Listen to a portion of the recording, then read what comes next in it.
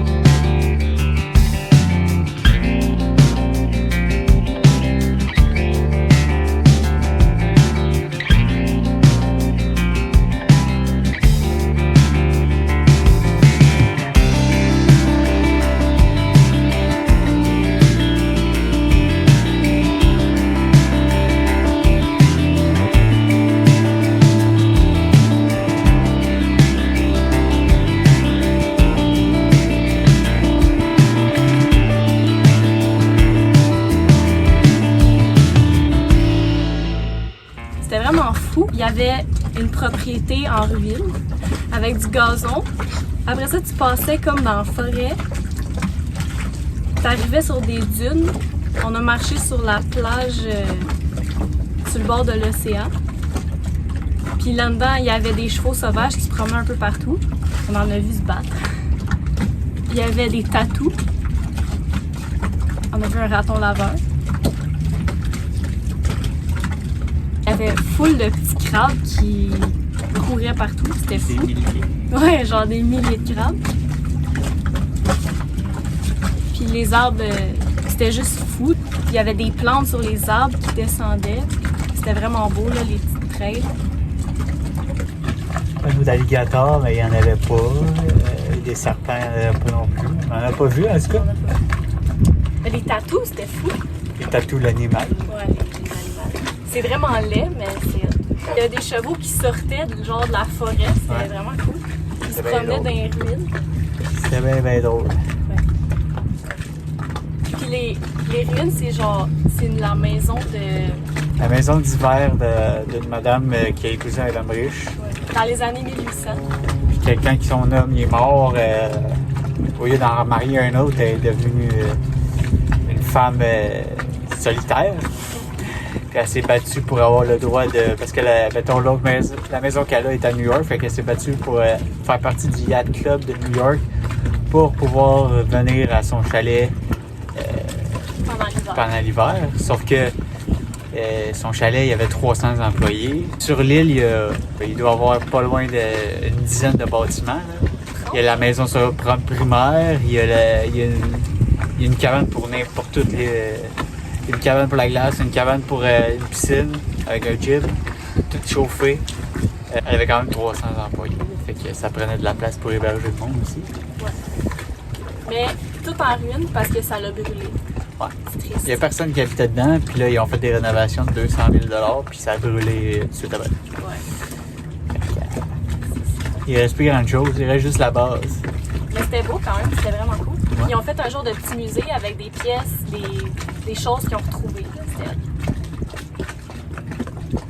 faisait 25 degrés, on était sur une plage, en short, on avait chaud. Puis 2 jours après,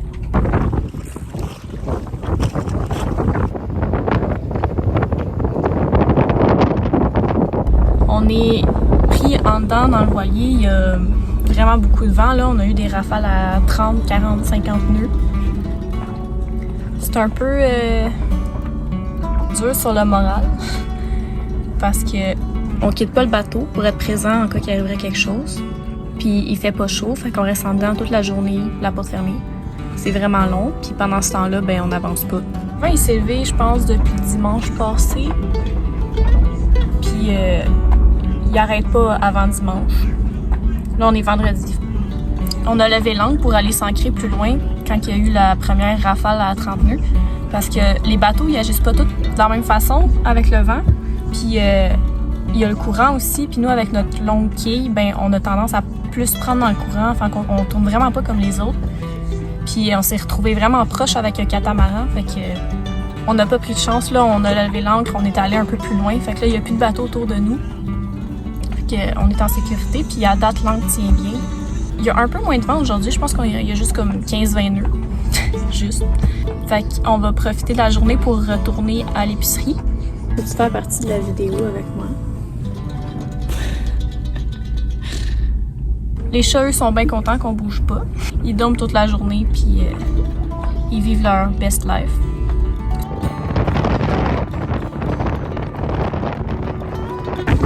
Ça va être une ride de dinghy salée.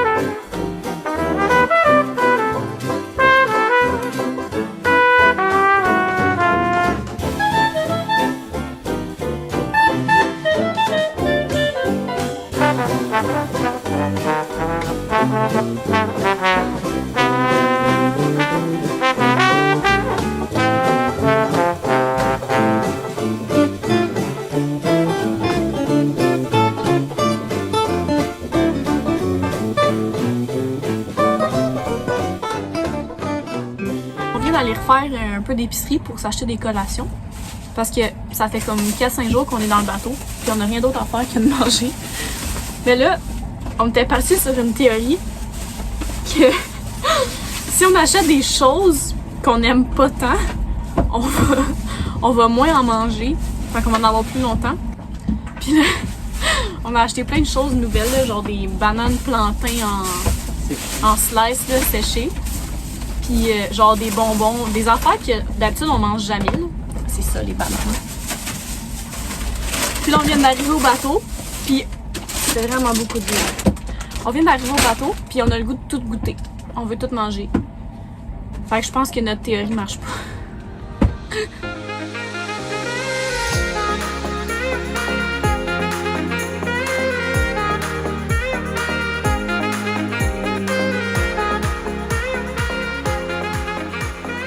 On a une autre théorie, c'est que quand on se promène dans une ville puis qu'on n'a plus besoin de GPS, c'est parce que ça fait trop longtemps qu'on est ici puis qu'on est dû pour partir. Ça, c'est toi? Je viens de l'inventer. C'est ta théorie. C'est ma théorie. Fait que là, on est plus que dû pour partir. Mais ici, on est bien parce que ici à la marina, c'est 10$ pour avoir la carte qui donne accès aux douches puis aux laveuses sécheuses. Fait que là, on a la carte. Fait que là, on a des douches. Fait que je suis contente. On y retournera peut-être pas aujourd'hui. Ouais, ça, je suis en train de me dire. Si on va prendre la douche, on va revenir, on va être tout salé. Ben demain, on va y aller. Parce qu'il faut que j'aille. Fait que demain, on va prendre une douche.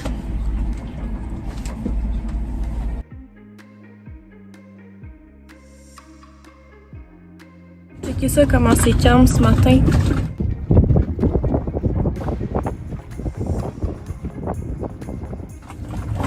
Si là, vous vous demandez pourquoi on part pas aujourd'hui, Demain, c'est la pire journée. Il annonce des rafales jusqu'à 50 nœuds. Il annonce, je pense que c'était 50 mm de pluie. Ici, d'où ce que le vent va venir, on est un peu protégé. Puis on sait que notre ancre tient bien. Fait qu'on veut pas prendre la chance d'aller plus loin, s'ancrer pour être pas vraiment protégé. Puis on connaît pas le fond. On sait pas si notre ancre va vraiment tenir bien. On va laisser dimanche passer, puis on devrait pouvoir partir lundi.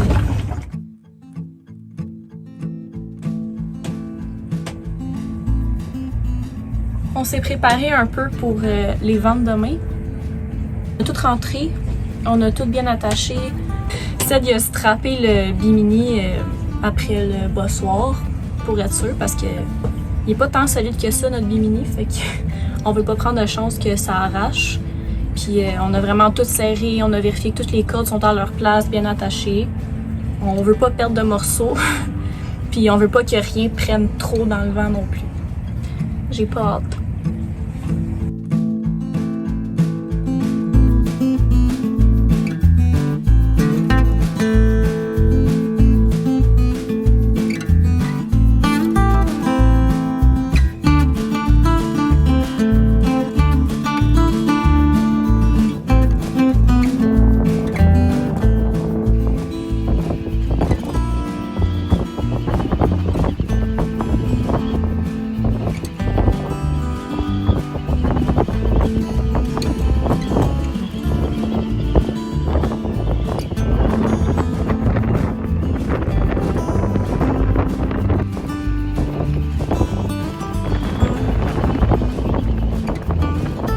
Réveillée à 2h du matin parce que j'avais le bras tout trempe.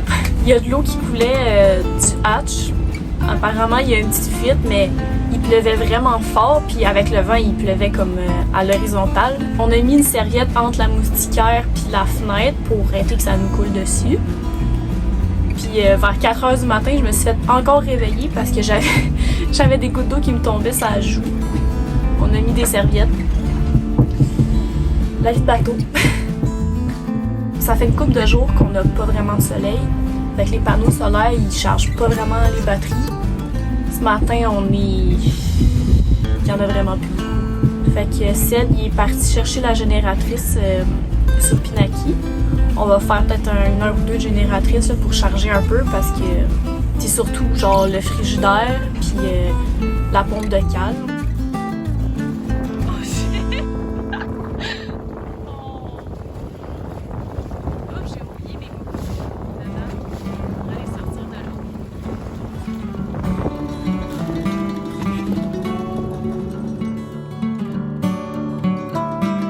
Le vent a fini par se calmer pendant la nuit, puis le matin, on a enfin pu revoir le soleil.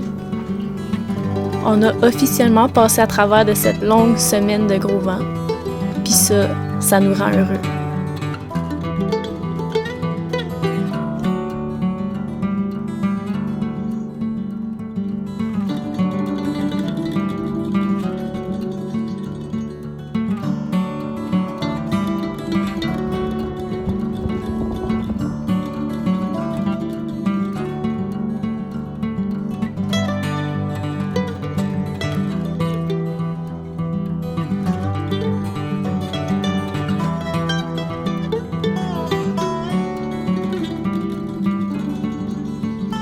Si vous voulez nous encourager, vous pouvez mettre un like, partager la vidéo et vous abonner à notre chaîne.